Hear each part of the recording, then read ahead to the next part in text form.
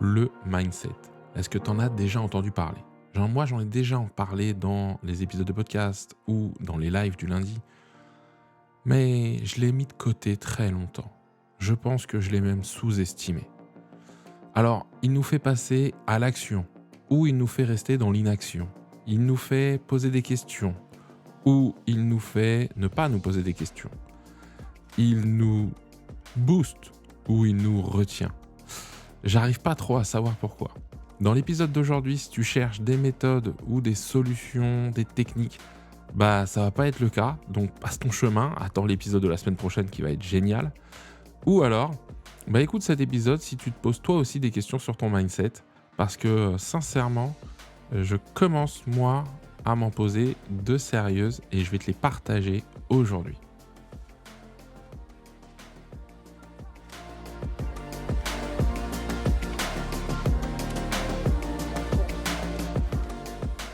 Limo Entrepro, c'est le podcast pour toi, professionnel, expérimenté ou novice, qui a besoin de changer l'image de ton métier auprès de tes clients.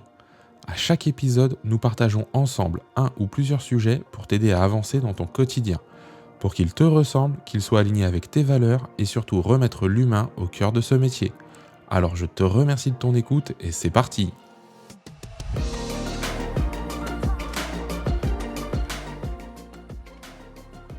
Alors, aujourd'hui, on parle de mindset.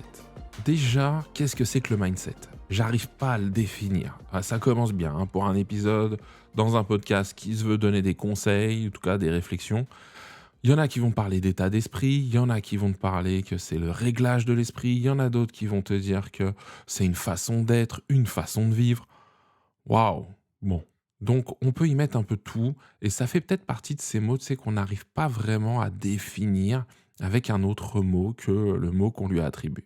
En plus, un anglicisme pour ne rien gâcher, bien évidemment. Le mindset, moi, je vais être dans la façon d'aborder les choses. D'accord? Alors, certains vont dire état d'esprit, encore une fois, mais peu importe. C'est la façon dont on peut réagir, dont on évolue aussi. Très clairement. Et pendant des années, moi qui suis un cartésien, eh bien le mindset, non. Moi, c'était blanc ou noir. C'était 2 plus 2 égale 4. Bon, d'un point de vue mathématique, 2 plus 2 font toujours 4. Hein. 2 plus 2 égale 22, on laisse ça à Jean-Claude Van Damme. Mais ce que je veux dire, c'est que pour moi, c'était quelque chose qui, en tout cas, quand il y avait un problème, on va partir de ce postulat-là, quand il y avait un problème, il y avait une solution. Il n'y avait pas forcément plusieurs solutions. Il n'y avait pas forcément une ouverture, sur la compréhension ou en tout cas sur les différentes interprétations qu'il pouvait y avoir. Et depuis quelques années et encore plus là depuis que je suis à mon compte et en tant qu'indépendant, je t'avoue que je creuse énormément la question. Quand je dis je la creuse énormément, bah, déjà pour moi parce que je me rends compte que, bah, tout n'est pas aussi linéaire. Je donnais des conseils, aux entrepreneurs de l'immobilier, qui ouvraient leur agence, des directrices et des directeurs. Et quand ils échangeaient avec moi, bah, il y avait toujours souvent une impatience et cetera et je leur disais que je l'entendais, que je le comprenais, mais que, tout arrivait, à point nommé, enfin voilà, blablabla et au final, bah, c'est pas si simple que ça. Moi, depuis que je suis indépendant, bah, je suis devenu impatient, donc je me rends compte que, bah, en vivant la même chose qu'eux, en tout cas, en vivant des choses similaires, bah, mon mindset a changé et c'est hyper, hyper intéressant parce que, bah, je me pose ces questions. Je me pose les questions de, comment je réagis, sur quoi je suis focus. Et par exemple, souvent on entend dire: «Est-ce que tu es focus sur les problèmes ou sur les solutions?» et je pense et je suis même certain qu'on peut changer certaines choses, qu'on peut changer notre façon de voir, qu'on peut changer notre approche. Je le fais en accompagnant certains conseillers, certaines conseillères, par exemple, sur l'approche d'une méthode de prospection, par exemple. Où l'objectif, c'est pas forcément d'obtenir un mandat, ça sera la finalité, la conséquence et on en parlera après, mais c'est déjà peut-être de l'aborder d'une façon différente, de l'aborder d'une façon où, par exemple, la pige, bah, on peut peut-être se rendre compte que c'est pas si désagréable que ça. Que, aller faire du porte-à-porte, bah, ça peut être quelque chose de différent aussi dans notre façon de le vivre. Pas forcément dans la façon dont la personne qui va recevoir ce porte-à-porte, elle, va le vivre. C'est peut-être trop court pour que je change son état d'esprit à elle. Mais si je change le mien, déjà, je pense que j'ai fait une grosse partie du chemin. Et si on va plus loin, bah, ça vient toucher à certaines peut-être qualités qu'on devrait avoir, qu'on a tous peut-être quelque part en nous, ou à des questions qu'on se pose ou qu'on ne se pose pas. Je vais être un peu plus clair. Prenons des qualités telles que la persévérance, l'abnégation, l'envie, les valeurs. Il y a plein de choses qu'on pourrait mettre derrière. Si on ne se questionne pas là-dessus, sur ce qui nous pousse, d'accord? Prenons les valeurs, d'accord? Les valeurs. Quelles sont nos valeurs fortes? Qu'est-ce qui nous pousse à faire telle ou telle chose? Ou à ne pas faire telle ou telle chose? Il y en a qui vont parler du why, j'en ai déjà parlé. Est-ce que mon why est assez puissant? Est-ce que mon why est lié à ma personne ou à des facteurs externes? Ce fameux pourquoi qui me fait me lever tous les matins, qui me fait agir. Ce sont des questions à se poser. Plus récemment, j'ai découvert, j'en ai déjà parlé, Guillaume Dulude, qui parle lui du Y et qui donne une explication par rapport à notre cerveau et à notre psychologie face à quand on arrive face à une décision à prendre, on a deux choix.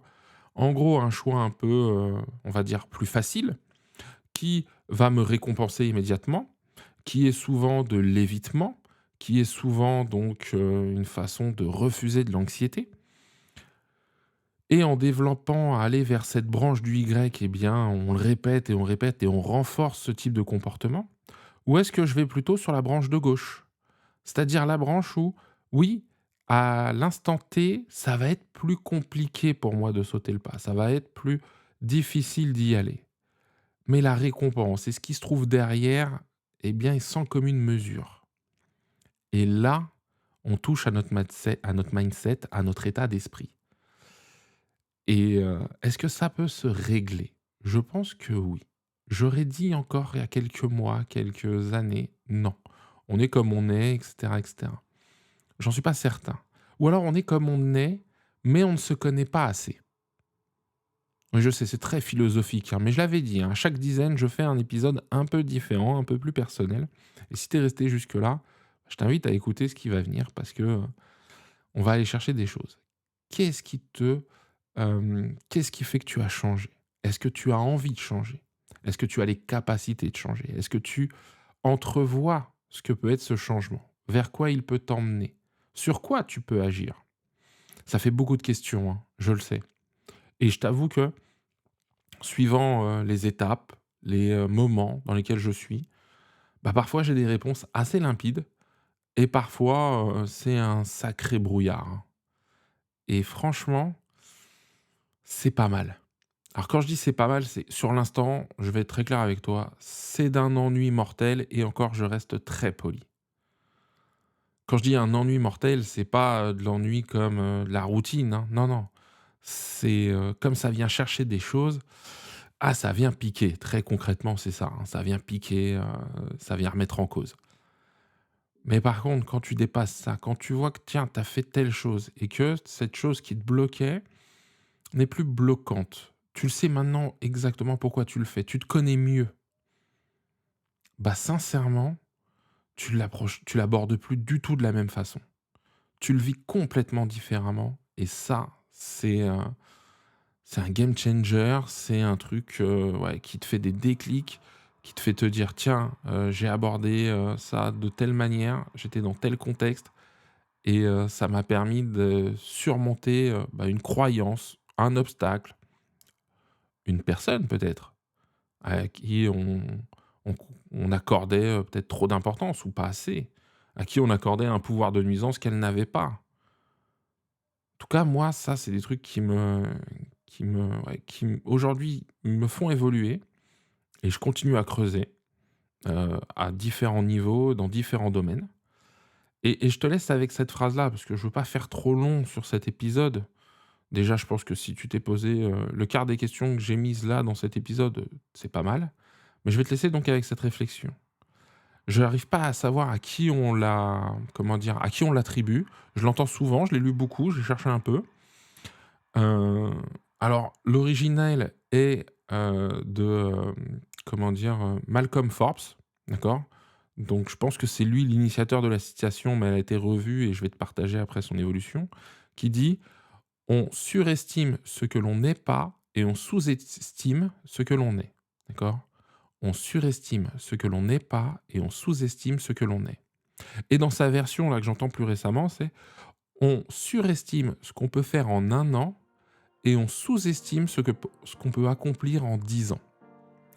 On surestime ce que l'on peut faire en 1 an et on sous-estime ce que l'on peut faire en 10 ans. Et je suis plutôt d'accord en fait avec ça. C'est qu'il y a des moments avec notre envie d'être pressé, notre impatience, eh bien, on veut tout de suite, on veut tout maintenant, et puis il y a plein de critères, contextes, sociétés qui font que on veut tout de suite, cette culture de l'immédiateté. Mais quand on regarde ce qu'on a accompli, notre évolution, pas sur la dernière année, mais sur les 10 dernières années, et si on ne le constate pas, qu'est-ce qu'on peut mettre en place pour le constater si on a envie de changer et qu'on a envie de faire bouger les choses? En tout cas, moi, ça m'interroge grandement. Je sais pas toi où t'en es, si t'as quelque chose d'inébranlable, si au contraire, il y a pas mal de doutes qui t'habitent. Je crois que dans un cas comme dans un autre, il n'y a pas de bon ou de mauvais là-dedans. C'est qu'est-ce que t'apporterait plus de remise en question si tu es rempli de certitudes, et sens inverse, eh bien, qu'est-ce que t'apporterait certaines certitudes si tu es si tu es rempli de doutes ou d'incertitudes. Voilà, j'aime bien parce que là je te laisse avec ça et on n'est pas plus avancé qu'au début de l'épisode. Quoique, peut-être que si en fait, parce que là c'est pas une croyance. Je te laisse ici avec ces réflexions. Toi, t'en es où dans ton mindset? Moi, ça m'intéresse de le savoir. Viens me le partager. T'as tout pour me contacter dans les notes de l'épisode. Si le podcast te plaît, je t'invite réellement à lui laisser un avis 5 étoiles. Ça aide au référencement et même à pousser en lui mettant un petit avis. Ça m'aide moi essentiellement pour avoir ton retour et savoir ce que tu en penses. Maintenant, je te donne rendez-vous la semaine prochaine pour parler d'1 entre pros.